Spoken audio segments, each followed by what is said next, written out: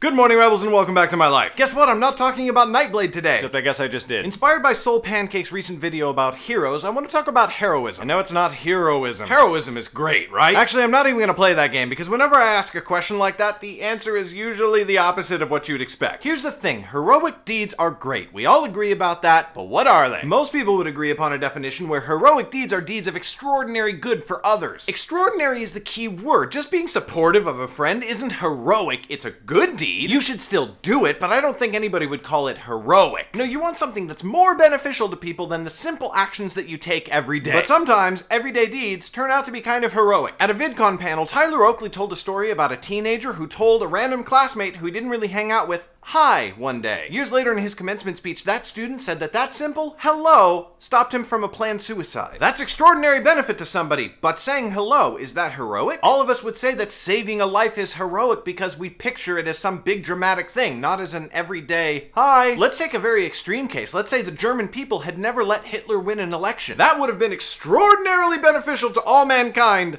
and we would never have known about it. And who is the hero in that case? All of Germany? The politicians who ran against him instead? How many unknown heroic acts have countries committed by not electing officials who we didn't even know were Hitler crazy? Or by assassinating leaders who we thought were cool before they became Hitler crazy? But we don't call assassination heroic, so we can see that the definition of heroism is itself complex and unreliable. But the validity of the entire concept is no walk in the park either. What we might call a culture of heroism lauds the spectacular achievements of individuals while tending to ignore the everyday good that most people do in their lives. And inherent in this concept is the idea of individual praise. In other words, doing things that are big and noteworthy that other people will recognize and validate. Without that recognition and that acknowledgement, who can say what's heroic? The age-old question, if a spouse does the dishes and their partner isn't around to see it, did it happen? And there's no denying that recognition and praise feel good, spectacular in fact. I'm pretty narcissistic and not very socially awkward, so I love compliments. But by pushing the idea that good deeds aren't heroic without that spectacular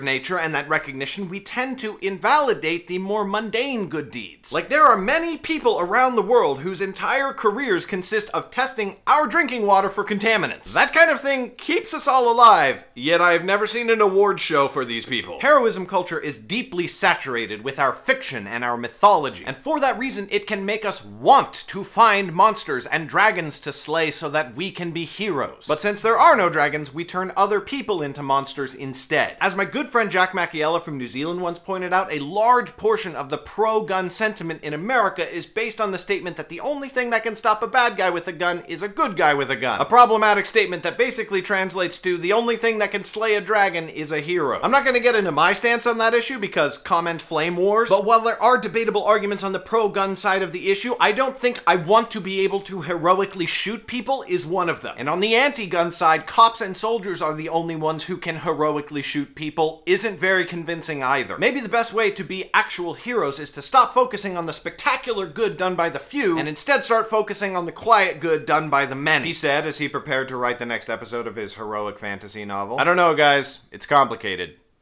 Bye.